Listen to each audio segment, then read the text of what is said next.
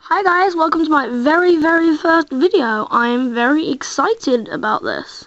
So I thought maybe I would do something I'm pretty good at. So I thought, tech. I'm good at that. I like tech reviews. It's not too bad. So I might as well just delve in. So here was my one of my first phones that I could actually find. That still works. Look at that. That's just amazing.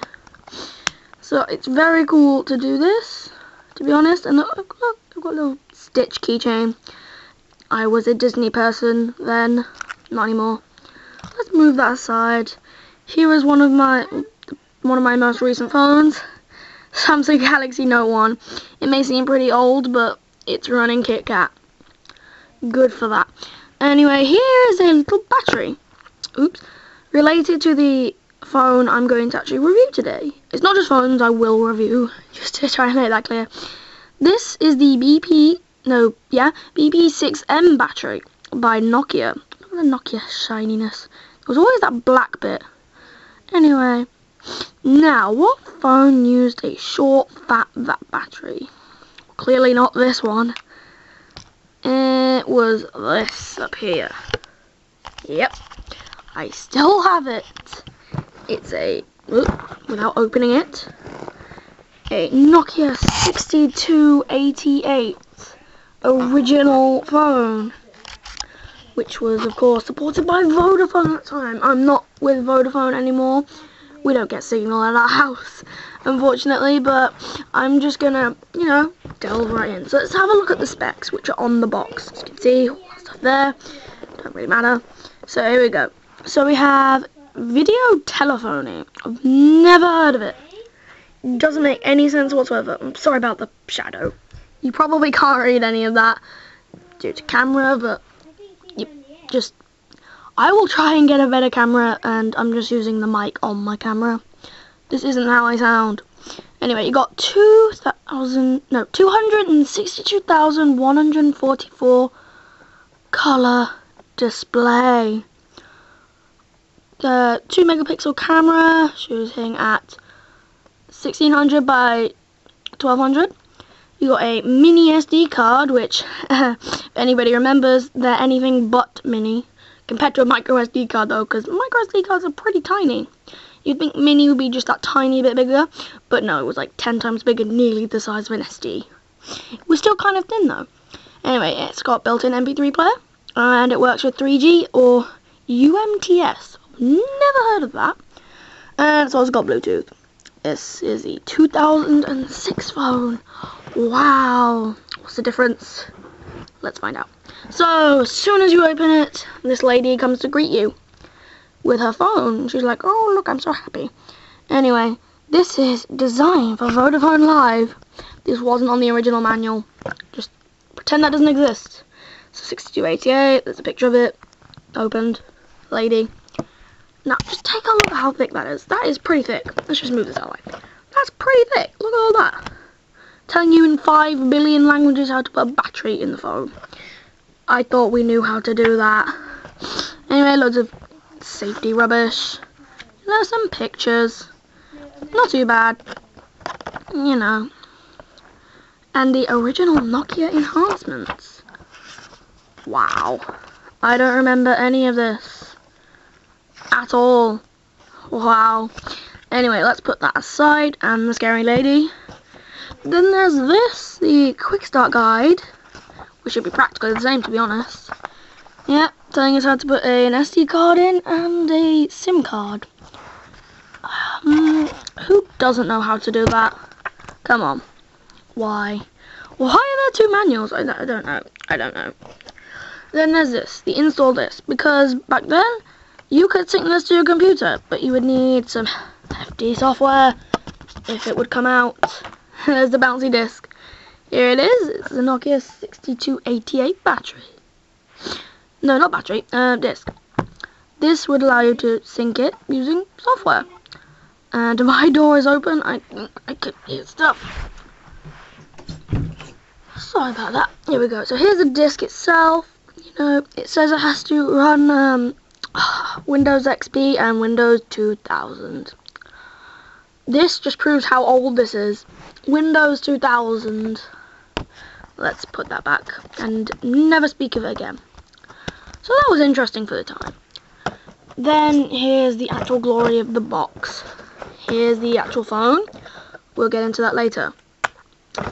If we remove this, we will see a jumble of wires. First thing here, right, let's just move the tripod up slowly. Alright, so here we have the standard headphones. These do come with little tiny cushions, but they've got really nice wires. Not that bit. Yeah, it's really nice build quality.